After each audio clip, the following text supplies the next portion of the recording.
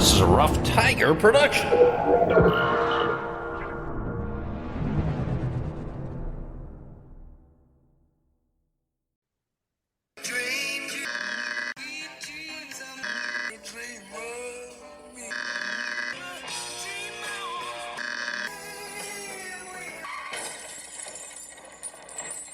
And you, and you, and you, and you were there. Some of it wasn't very nice, but most of it was beautiful. Hola. Hello. Guten Abend. Welcome back. This is Dream Idiots. We're back again. Yes, I am Morris, and the dulcet baritone you're hearing is Bryan Treat. And each week we tell you stories, we take turns, and we can be found at all kinds of places, can't we, Bryan? We can. We are on every single podcast platform that exists, I think, at this point. So whichever platform you're using, if you could give us 5 stars, that helps us a whole bunch. Maybe shoot us a review and keep doing the stuff you're doing. We're definitely climbing in terms of our listenership. So like and share and subscribe and do those things. That'd be great. You can check us out at dreamidiots.com. And email us at dreamidiotspodcast@gmail.com. And then we're on Facebook and Instagram at Dream Idiots. So you can check us out there as well. And if you're a first-time listener, boy, are you in for it. We take turns going first, and it is an odd-numbered episode, which means Bryan gets to go first. But let me check in first. Do we have any updates from any of our previous stories? 2 very, very small ones, only because this is incredibly timely. There is, way back when, I think episode 3, the fabulous story of Alex Murdaugh, that attorney from South Carolina. That his story is the cover article on the current release of the New Yorker. And so that this is actually not going to be released until about 2 weeks from now. So we're recording this on the 22nd. So if you're a New Yorker subscriber, pick that up. And the other thing worth sharing is we talked about Mr. Irrelevant, many weeks ago as well. And Mr. Irrelevant just beat the Dallas Cowboys in the division round of the NFL playoffs. And so the 49ers not by himself. Well, no, not single-handedly. Yes.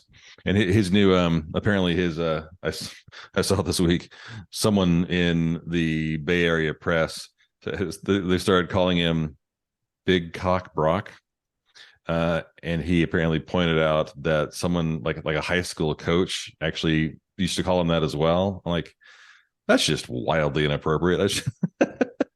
I'm trying to imagine like a high school teacher of mine, congratulating me on a good job and saying we should start calling you Big Meat Treat or something. It's like that's so out of bounds, but whatever, because everything has to be about penises, right? Apparently so. Apparently, yeah. Okay, it being an odd episode, Bryan, thank you for the updates. You get to go first this week. What you got for us? Well, I got this idea a while ago, and I hadn't done the research for it. Started doing the research this past week, and if you go into Google and type in the words "dangerous toys," you get all kinds of results. The first result is actually a link to a hard rock band in Austin, Texas, and having lived in Austin for a million years, I'd never heard of them before. We're not going to be talking about local Central Texas hard rock band Dangerous Toys. We are going to be talking about the and celebrating the insanity of toys that over the years have burned, poisoned, punctured, and maimed boys and girls of all ages. Looking down this list, I'm surprised that I'm alive, because I had some number of these and managed to escape without any serious injury whatsoever. But this is part 1. There's a treasure trove of hilarity in this department of things that were actually released to the general public for consumption, for our nation's youth, for the children. So there's just a few things to talk about that are just sort of nuts and hilarious. So you'll recall the CBS, I think CBS show CSI and the various spinoffs that were all terrible. Never heard of it. Never. So those shows started, I think, in the early 2000s, but because CBS was wanting to make as much money as humanly possible, they decided to release a line of toys to go along with the CSI TV shows. And so they put out two games, toys, whatever. One is called the CSI Fingerprint Examination Kit and the CSI Investigation Forensics Lab Kit. And so CBS contracted with a company called Planet Toys to make these things and release them. But unfortunately, the fingerprint kit, the powder that you use to, your sweet lovely child would use to pretend that they were collecting fingerprints, was 7% tremolite, which is a form of asbestos, which is awful for you, especially if it's in powder form that's easily inhaled, which this was. And so this game was mass produced and distributed all across the country, and with mesothelioma fixins baked into it. And I still don't quite understand why. I mean, 8-year-olds aren't watching CSI. Came on at like 9 o'clock. Like, it made no sense whatsoever. After some company dove into it, investigated, or some product safety board investigated and found the asbestos. Planet Toys told retailers to stop selling the toy, but they refused to do a recall. And then in 2009, there actually was a class action lawsuit that was settled with CBS, and Planet Toys happily went bankrupt. So they are no more. We'll get to the ones that I actually had here in a bit. These are some other ones that are just sort of glorious in their insanity. There was this isn't a game, a product called Aqua Dots.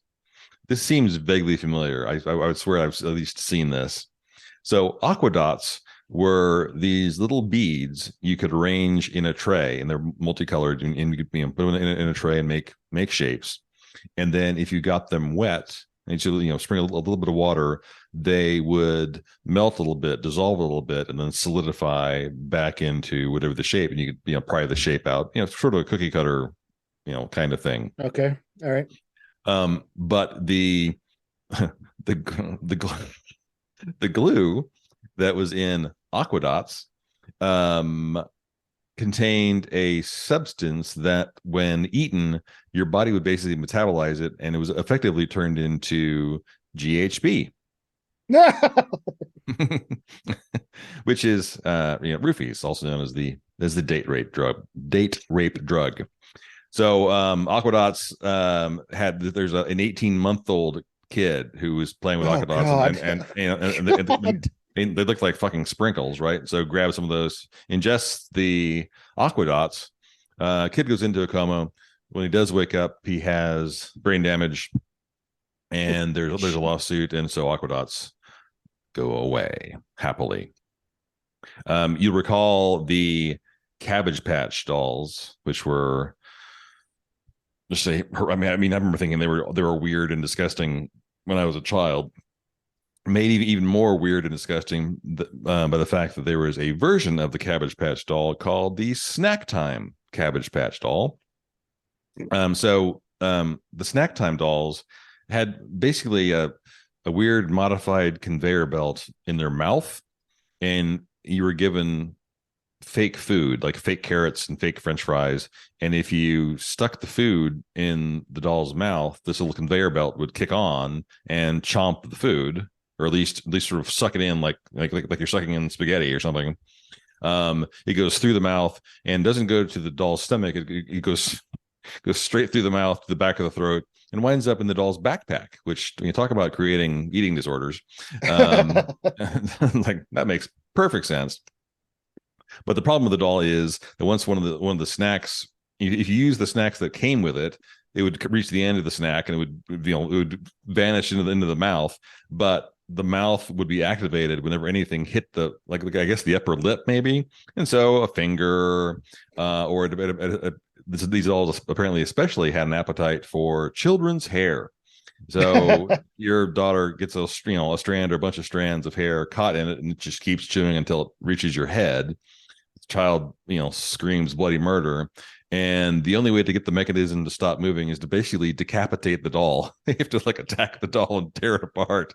So there's all these great photos online, which I'll post of these dolls that have been dismembered by panicked panicked parents. There are a number of these things that are not really tied to a single product or product line. There were a number of companies that made trampolines, and I always really wanted one, but I never had one. Of course, trampolines are, even with the net, are cause of lots and lots of horrendous, injuries and things. Mhm. I had multiple friends that had broken arms and contusions and banged up. I have nieces and nephews that had them. I watched them grow up. I don't think they ever had any injuries, but the American Academy of Pediatrics strongly advises against them, and they are so dangerous that you're supposed to inform your homeowner's insurance carrier that you have one, because your premiums will go up. If your child gets injured on one of those things, you're not covered. just so you know, even now.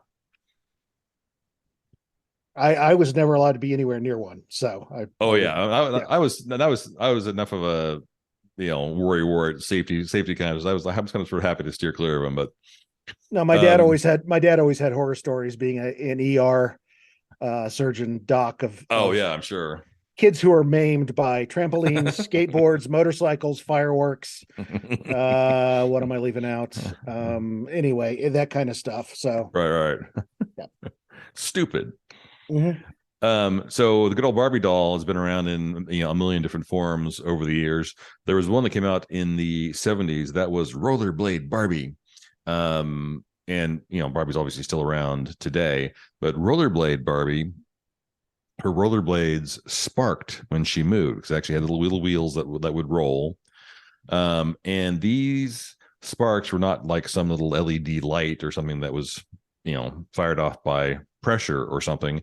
It was actually flint sparks that were being fired off as you rolled Barbie along. So Barbie's feet basically had We're Zippo lighters. we're Zippo lighters, exactly. And so these things would be some kids playing with them, and then a fabric, a dress, whatever catches fire because Barbie's feet are emitting sparks. Not smart. Of course, the Easy Bake Oven's been around for a long time. There's another version of the Easy Bake called the Creepy Crawlers Oven. Oh, sure. I always wanted one when I was a kid. Yeah. You make your own little bugs and stuff. Yeah. So the Creepy Crawlers Oven, I don't remember the Easy Bake got this hot. The Creepy Crawlers Oven would get to 350 degrees. And you would, I don't know why you would want to do this. You would melt in a hot glue gun. You would melt plastic into the molds to make bugs and roaches and things. But not only could you potentially singe the fuck out of yourself, the plastic was toxic, so it was doubly awful. And it did not last long. I'm sure that the burn the burns that were seen were insane, I'm sure. There are, of course, many versions of guns, all of which were wildly inappropriate. The Austin Magic pistol was a toy gun that fired ping pong balls, and I would swear I had some version of this. I doubt I had this version, however. The magic part of the magic pistol was that when you fired these ping pong balls, they had magic crystals on them. The magic crystals were actually made from calcium carbide. So calcium carbide, if you get it wet, basically degrades into a highly flammable gas. And so what kids figured out is it would get wet, and they'd fire get the balls wet, and then they'd fire the balls through open flame. and so now you're firing flaming ping pong balls at your friends. Like, that sounds like a blast. The Gilbert second best ping pong ball show I've ever seen. So makes the game way harder. Yeah. The Gilbert glass blowing set. So again, 1950s. Oh no. Yes. So as you can probably appreciate that, in order to make glass malleable, you have to go up to about 1,000 degrees Fahrenheit. And this quote unquote toy would apparently do just that. Um, there was a toy that I think there must have been like the boys, the butch version of this. The girls' version was called called Sky Dancers, and so you had this like solid rigid plastic doll that had like a hand crank with a string on it. So you hold on to the base like a gun, pull the string. She spins at some crazy ass rate, 1,200 RPM, and then flies up in the air, helicopters up into the air. But I feel like there was a Superman or a Spider-Man or some other version of it like that.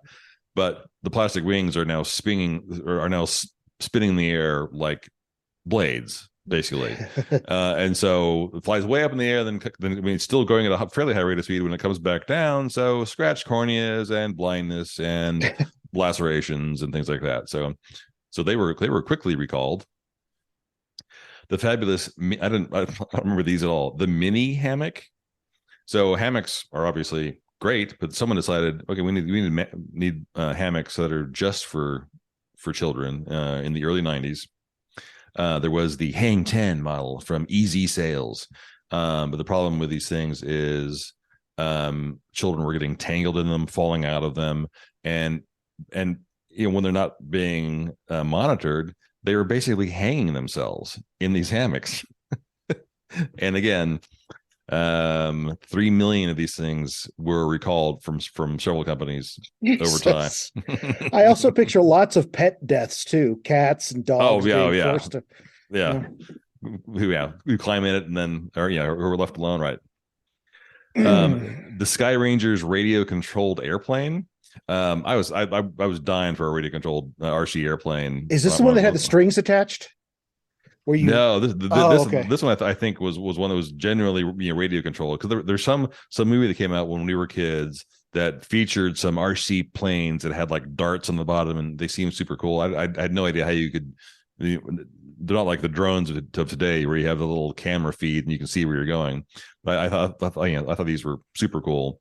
And the problem with these planes is that they'd be flying along and suddenly they would just explode. They'd burst into flames, and so there are 50 reports of them just combusting and injuring children, and so they didn't last long. All right. There are all several other guns and slingshots that are manufactured over time and have since been recalled. So there's one slingshot that had razor sharp missiles included with the slingshot. Like, how dumb are you? God. Well, it's one of the toys that you'd think would be comparatively safe. Magnets. I had a ton of magnets when I was a kid. And this is one of the ones that I'm convinced that I had. Magnetics. So you had a huge set of ball bearings that were magnetized. Sort of like Lincoln logs. You had all these little linking, sort of like Lincoln logs. These connecting pieces that were 1.5 or 2 inches long. You could build structures that were all magnetic. Super cool. Seems comparatively innocent, but choking, lots of surgeries to remove magnets, things like that. So magnetics didn't last too long. One more that you'd think would be, again, comparatively innocuous. The slip and slide was actually recalled, not because of children, but because of drunk adults using it and injuring themselves. So the kids start playing, right? So mom and dad have had a few too many adult beverages, and then bust their skull open. Speaking of busted skulls, metal playgrounds were all the rage. I remember a number of nasty wounds on playgrounds as a kid. I have a very vivid memory of a friend of mine running underneath a slide, and there's a metal arm across this thing, and he was 4'2", and this thing was at 4'1". And he ran full speed into this thing, and he has a huge gash on the top of his head, and blood and stitches and just awful. So metal everywhere. When 70s and early 80s was absolutely everywhere, and burns. Oh yeah, and yeah. So in the Texas heat, let's go to the park in August, and and scald the backs of your legs off. Like, not smart. And army men, I had a jillion of those. Way back in the 1930s, there were kits called the Gilbert's caster kits, where you could make your own army men out of molten lead. All right. Stupid. Be sure to lick your fingers clean, kids. Some of these I might just keep for the next one. Like various versions of guns. I did have one of these, a plastic gun that's like fired these little plastic frisbees that my parents were always paranoid about because they weren't accurate at all, and they fired these these nickel sized discs, which if you caught that in the eye, I mean, it might not blind you, but it would certainly hurt like hell and cause all kinds of damage, I would think. So these last two, one of these I definitely had, and I know that it was vanished by my parents because they quickly realized, oh, this is stupid and dangerous. The good old lawn dart. Yes, of course. Yes, the javelin dart, the jart. It's sort of like jorts. Very, very straightforward. At least in one summary I saw here, it says one girl was killed in 1987. I guarantee you that, number of injuries this thing was caused by these things over time was significant. Apparently there are the soft tip versions that are out now that are, I guess, reasonably safe. But we definitely had a kit for like one weekend when I was, I don't know, 10, and then suddenly it vanished. It was goodwilled or trash or something. The best one of the set, though, and is the one that caused me to sort of dive into researching this. In the World War II. So World War II ends 45. People are thrilled with what atomic energy can do, and they love radiation and think it's just fabulous and delightful. And because they kind of overlook the fact that our newfound love of radiation killed 250,000 Japanese, I think, at Hiroshima and Nagasaki, something like that. But early 1950s, there's a toy that was released called the Gilbert U-238 Atomic Energy Lab. So this same guy that made the erector sets came up with this toy, and it was genuinely, this is not a joke, genuinely, let's teach kids how to make their own atomic bombs. There was a period of time where radiation was in a lot of products. It was there was a toothpaste marketed that had I think polonium in it, because everyone just thought radiation was just the bee's knees at the time. And so the Gilbert Atomic Energy Lab actually had live uranium barium ore, 3 different kinds, as zinc, polonium, and ruthenium isotopes. And it said in the instructions it was completely safe as long as the glass containers were not broken ever, because kids, of course, never break shit, right? It also had a Geiger counter, its own cloud chamber, and an electroscope to play with as well, in case your child wanted to, I don't know, grow a third eye or a third arm or glow in the dark or who knows what. Who knows what. So this is the early 50s. Fewer than 5,000 of these were sold, and at the time they were $47, which is in the neighborhood of $500 in today's dollars. So I mean, a very, very, very expensive item, happily. So not many were sold. So, but lots and lots and lots of children were injured and maimed and rendered radioactive. There are many, many more of these that are funny. I'll probably do a part 2 on this, and maybe even a part 3 focusing on the insane things that have over time been put in cereal boxes as prizes, which is its own little niche. That sounds great.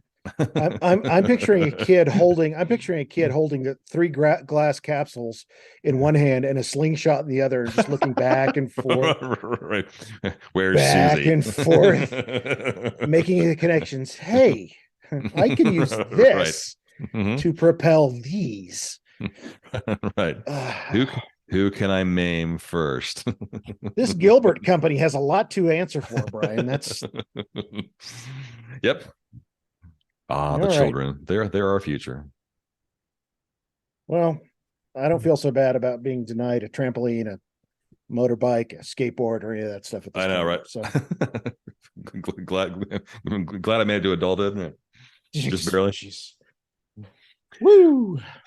All right, got a quick curse word here for you. It's time for the Dream Idiot's curse word of the week.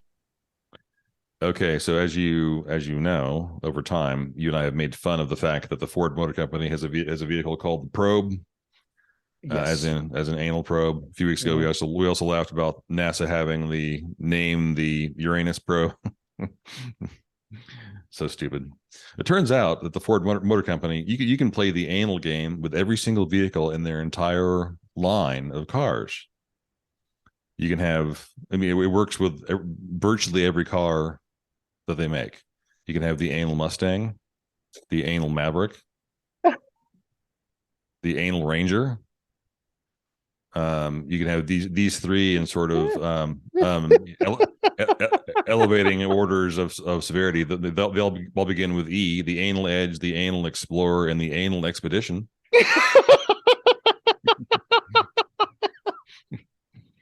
How about the anal Bronco? Also, that also works.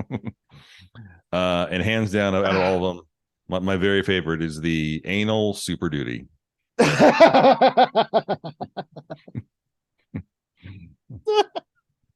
Thank you, Henry Ford. Okay. All right. I don't know how I don't even know where to go from here, Bryan.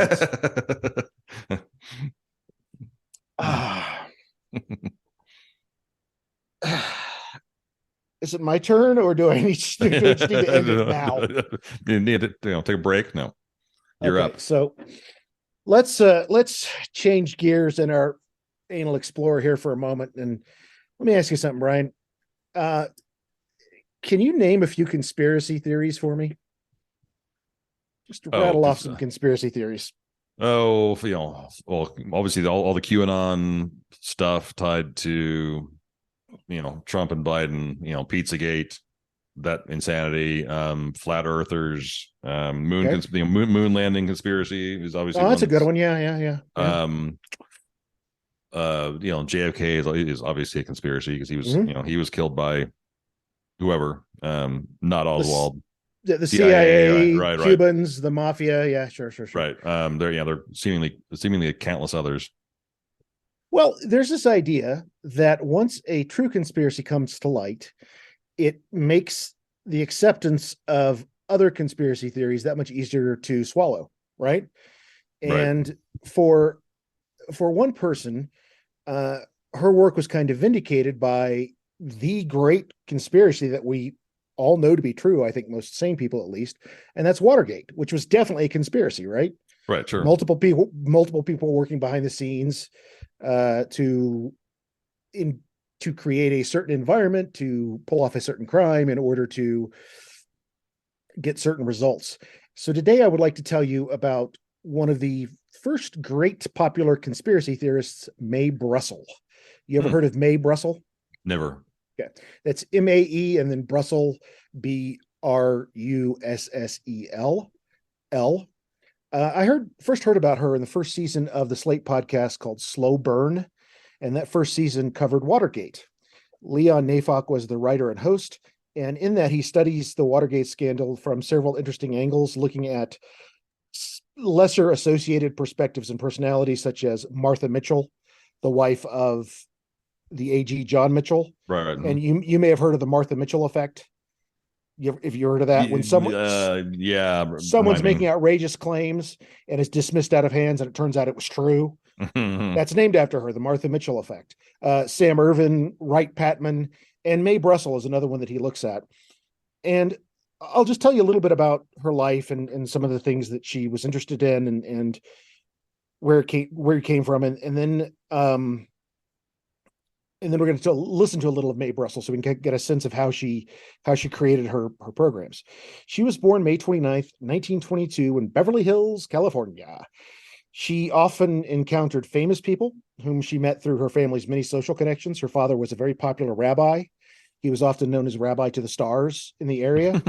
But as she met Albert Einstein, Thomas Mann, Henry Miller. I mean, she knew a lot of movers and shakers. She attended Stanford and Cal Berkeley. She was married twice. She had 2 sons from her first marriage and 3 daughters from her second. And then the fateful day occurs November 22nd, 1963. And like many Americans, her world was rocked by the assassination of President John F. Kennedy. Unlike many Americans, however, she made the study of the event her life's work.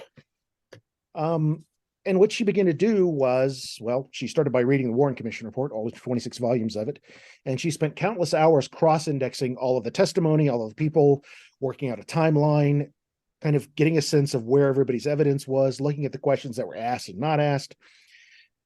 And then she started appearing on a radio program on the original KLRB in Carmel by the Sea, California, starting in the spring of 1971. The show was originally titled Dialogue Conspiracy, which is kind of interesting because, as you'll see from her approach, most of the episodes were not dialogues at all. It was her just talking. The show was later renamed World Watchers International, and I read in one source that she was trying to get on the whole Weight Watchers thing by calling it World Watchers. And the program eventually moved in the early 80s to a Pacific Grove radio station, KAZU. Her program was pretty popular from the time it debuted, but after Watergate broke, it went from kind of niche listening to where it was picked up by stations in other cities in the US. You could hear her in New York, San Francisco, I mean, various places all over the country.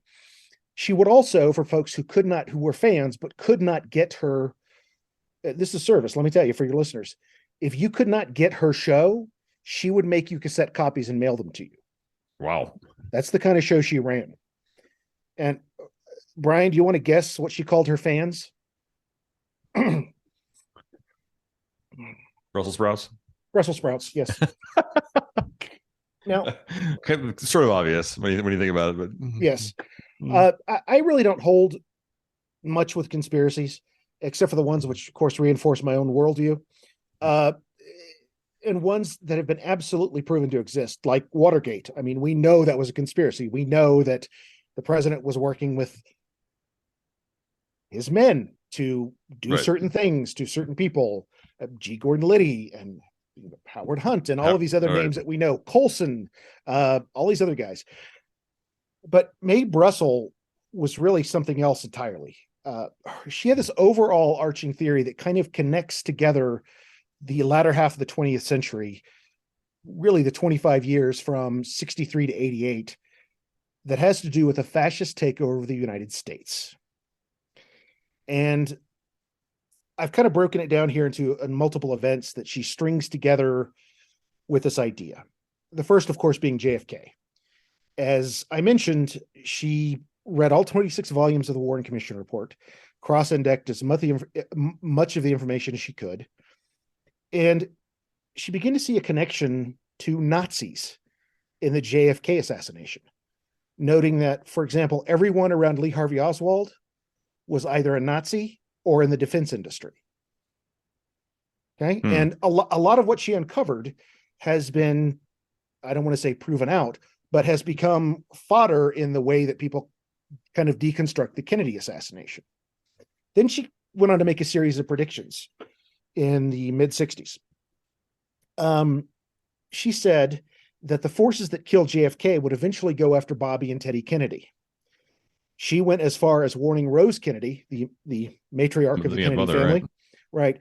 She warned Rose Kennedy about an impending assassination attempt. She said, someone is going to try to kill your son very soon. 5 days later, Robert Kennedy was dead.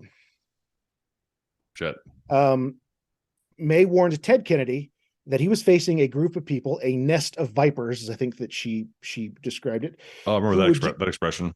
Yeah, who would do anything to destroy his presidential aspirations. A month later, Kennedy drove his car off a bridge in Chappaquiddick Island, which resulted in the death of his passenger, Mary Jo Kopechne. Now, I don't know how you feel about Ted Kennedy. I don't know how you feel about the Kennedys in general. Kennedy did fail to report the accident in a timely manner, and most historians agree that all of that effectively ended any future presidential campaigns for Ted Kennedy. Right. He did plead guilty, however, to leaving the scene of an accident, which is interesting. So moving into Watergate, Mae Brussell had an in-depth understanding of all the players in the Watergate scandal, their various biographies, where they were, what they were doing. She put forth a lot of claims about Watergate, and she was right, or very close, about a great many of them. This lent her a great deal of credibility at the time. Particularly Attorney General John Mitchell's wife, Martha Mitchell, whose death had eerie similarities to that of Jack Ruby. They died of cancer very quickly. And Martha Mitchell, early on, claimed that she'd been kidnapped by men who were trying to prevent her from talking to her husband. And it turns out that all of that was true. One of the guys that held her in her hotel room was McCord, who was part of his team, Nixon's team. Right. And Nixon would go on to say later that Watergate may have not happened if it weren't for Martha Mitchell. Wow. Right? And Martha Mitchell was known as the mouth of the South. She hated liberals. She was well known. She liked to get a little liquored up and talk to her reporter buddies. She appeared on Laugh-In. She did all kinds of stuff. Mae Brussell was also suspicious of FBI Director J. Edgar Hoover's death in May of 1972. Now, of course, I don't know how suspicious it is when a 77-year-old man dies of a heart attack. Right. I don't know how suspicious that is. It's just because it was such a cluster of deaths in the early 70s, I think, that made her interested in that particular group of folks. But what she did see was what she called pockets of fascism, which appeared in American society, really starting all the way back to, when you think about it, Operation Paperclip, which he talks about a little bit. And are you familiar with Operation Paperclip? Remind me. I mean, I've heard of it, but I can't place it. It was basically the attempts to get out a lot of Nazi scientists over here to America after the war. Right. Werner von Braun, for example, got us to the moon, right? All of these scientists that if we didn't get them, they would fall in the hands of the Soviet Union. Right. Okay? And she saw the assassinations of JFK, RFK, MLK, Malcolm X, and the attempted assassination of George Wallace as all connected. She did exhaustive research into the sheer number of deaths associated with witnesses to and players in both the JFK assassination and Watergate, that there was just an extraordinary number of people who died very quickly after both of these events. Now, this is when she starts to get kind of off the beaten path a little bit. She also had very deep feelings about the deaths of youth-oriented music figures of the 1960s and 70s. She also saw conspiracies where Otis Redding, Janis Joplin, Jim Morrison, Jimi Hendrix, Brian Jones, Mama Cass, Jim Croce, and Tim Buckley, that all of their deaths were rather suspicious. I can't speak to that. Janis Joplin, Jim Morrison, Jimi Hendrix, Brian Jones all did a whole lot of drugs. So, as did Tim Buckley. Right.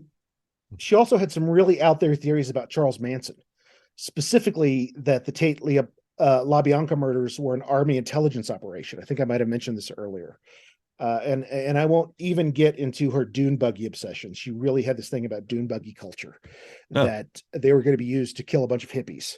I'm not quite sure. I've not listened that far into her archive. A great number of her shows from the 70s and 80s are available on her website. There's a website that's kept, and I will admit to have listened to quite a few of these. I pick out important dates in history and just kind of listen to them. And I will also admit that there are times when I've had a very difficult time getting to sleep, and I will put it on just to listen to her, because there's a style to her speaking that is, it's kind of like reading an Ayn Rand novel. It's kind of this, it puts you into this fugue state that just kind of knocks you out. It's not that it's boring, but man, does it kind of put your brain in those waves you need to go to sleep. Right.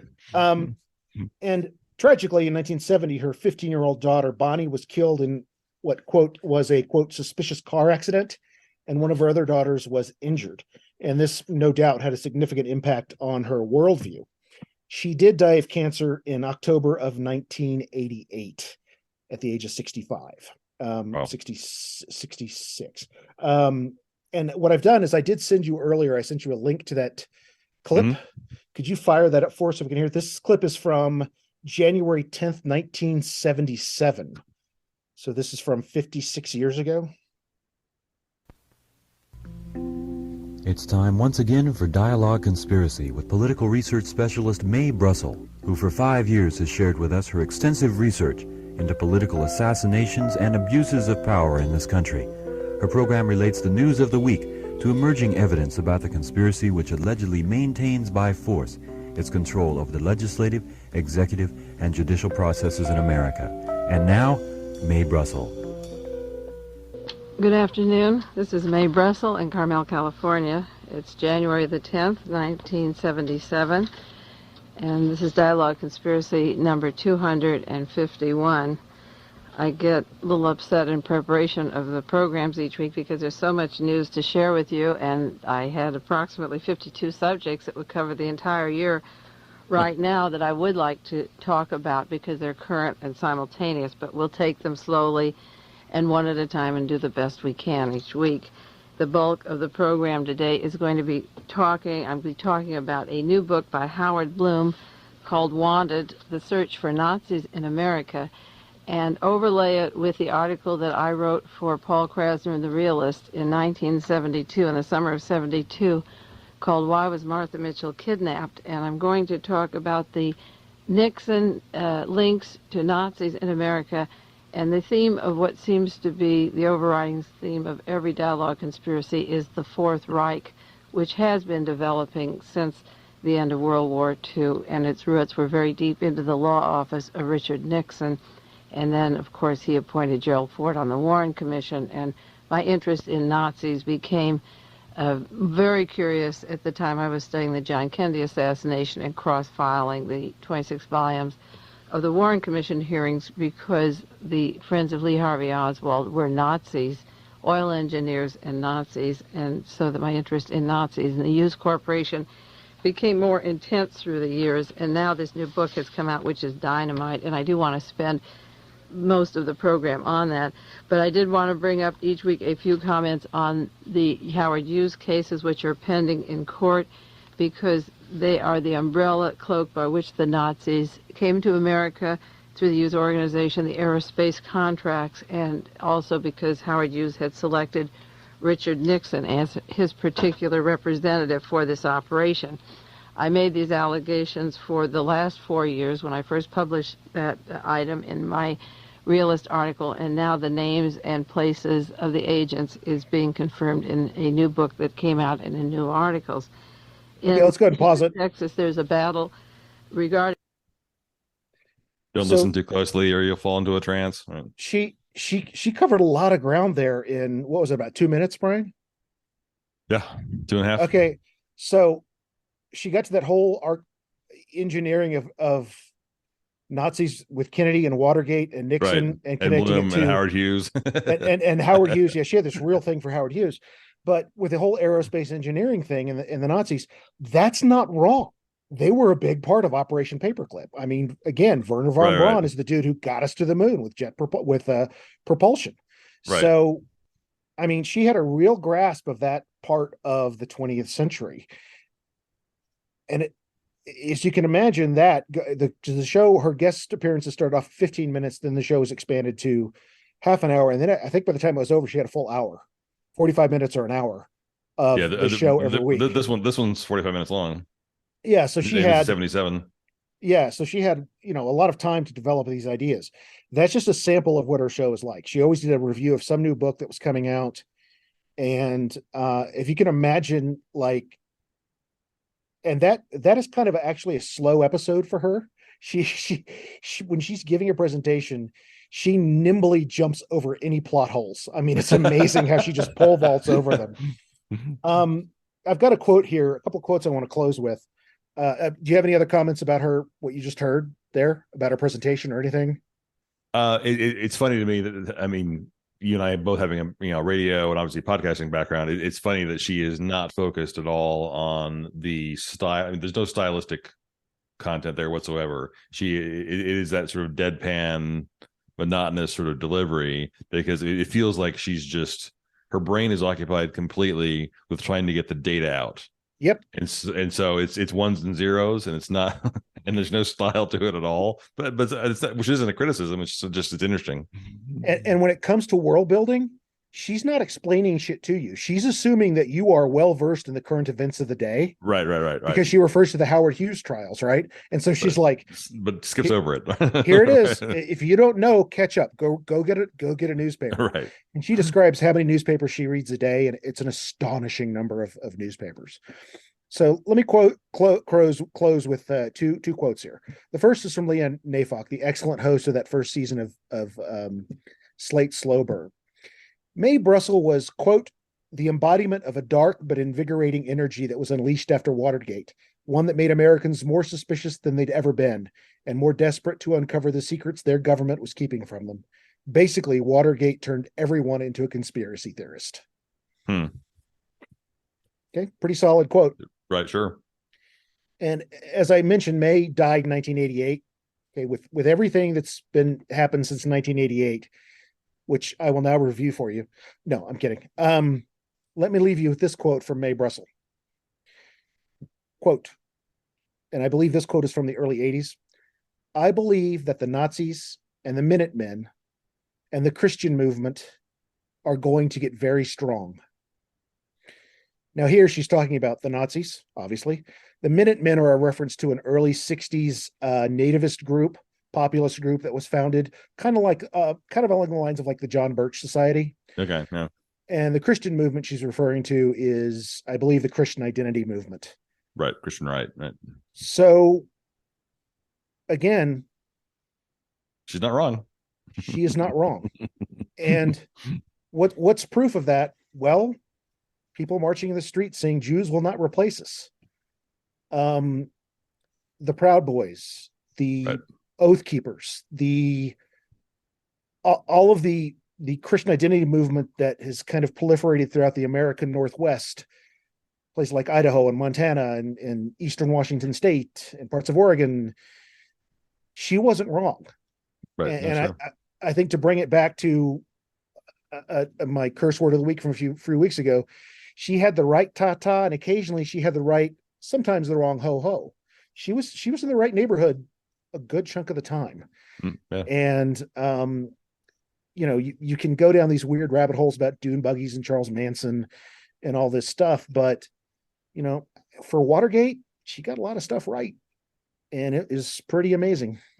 There are transcripts and YouTubes of her episodes available. And I encourage you to listen to some of them and just kind of, make your own judgments on them. Take them for what they are, when they were made, how they were made. And again, they can be a good curative if your mind is restless. Just kind of listen to them. It'll like white noise. it'll straighten your ass out real quick. Yeah, it's yeah. And that's not an insult. I mean, that's just like you said. It's right. style. It's a style choice or lack of choice there. Right. And that is my story of Mae Brussell, one of the first big conspiracy theorists post Kennedy, post Watergate. The sources for this were the Kindle edition of the Alex Constantine edited book, The Essential Mae Brussell: Investigations of Fascism in America by Mae Brussell from 2014, Feral House. The Mind of Mae Brussell, which is an essay by Paul Krasner from the above book. Queen of Conspiracy, The Life and Times of Mae Brussell from 2019, which was a Kindle edition publication by Marie Jones. Slow Burn, Slate Podcast, Season 1, Episode 6, called Rabbit Holes. Leon Neyfakh, I believe the writer and the host. Wikipedia on Brussels' basic bioinformation. And the YouTube clip we just listened to from January 10th, 1977, Mae Brussell's Dialogue Conspiracy Show. There we go. Very, very, very cool. I mean, it's interesting to hear that perspective from her in light of what's going on now, also just with, people like Ron DeSantis and, and Trump to a certain extent as well. But this trend with Kevin McCarthy and all the lunatics that are now in the House that that really are not all that interested in your rights, freedom of speech, the right to vote, the right to demonstrate, the right to gather. They pretty much just want people to be meek and dumb and content with as little as they possibly can get away with, I guess. So, and they're not willing to look at a fascist and say, "Hey, you're a fascist." Right. I mean, they're not willing to do that within the confines of what does a fascist do? A fascist ensures that governments and corporations work together to take away our rights, to infringe upon our rights, Right. and do all the kinds of things that fascists suppress freedom of speech, go after educators, go after public servants. Just the history of what we've seen in Europe and elsewhere where that kind of thing happens. And so in that respect, May had it absolutely right. They were getting stronger. So, yep. And it's, and a lot of that is masked by religion. So, it's the whole, if you can fake that God is in your corner, you'll have a lot of minions willing to follow you, regardless of what you do, as long as you behave like you're praying and believe in a vengeful God. You'll be right as rain with lots of Americans. Yeah, and Scary. it's also masked in this idea that when someone like when Trump was saying, "But look at the stock market. Stock market's great." It's like stock market is A, not the only sign of a good economy, and B, a good stock market is not the sign of a healthy society. It's not the only sign of that. I mean, that's what the fuck? I mean, it is absolutely ridiculous. And all credit to Mae Brussell. Sure, she had her nutty moments, and I can barely, like I said, I can sit through about a 30-minute episode of it, but sometimes you're right. Sometimes you're right. And kudos, full credit to anyone who has that level of commitment and tunnel vision to something, to anything. Yeah. Right. And can see a pattern and go, it is suspicious. It is suspicious that right. the president, his brother, that connects to that. The president, his brother, and two leading lights in the civil rights movement were all murdered in the span of 5 years. I mean, yeah. Right. Anyway. Yeah. Very cool story. Thank you. Yeah. And I guess that's it for this episode. That was not, that was not idiotic at all. That was almost educational. We may have actually taught people this week. Oh no. Well, all I know is I want to go play with the only way lawn darts could have been better is if they'd been electrified. If they could have figured out how to electrify them. or if Kevin McCarthy starts tossing them from the from the speaker's chair at Marjorie Taylor Greene. Here, Marjorie, catch. George, catch these. I invented these, I don't know why, but I picture George Santos as having Dudley Do-Right's voice. I don't know why that is. George, go deep. Right. I've got it. No. All right, folks. Thanks for listening. Please rate and subscribe and do those things for us online. If you would, please, we would appreciate it. That helps a whole bunch. DreamIdiots.com and give us 5 stars on whichever platform you're listening. That'd be great. Thanks a bunch for listening to our whatever inanity. And as always, be good to each other. This is a Rough Tiger production. Bong bong. Mm-hmm. Bryan. Bong bong. Bong bong. Bong bong. Good.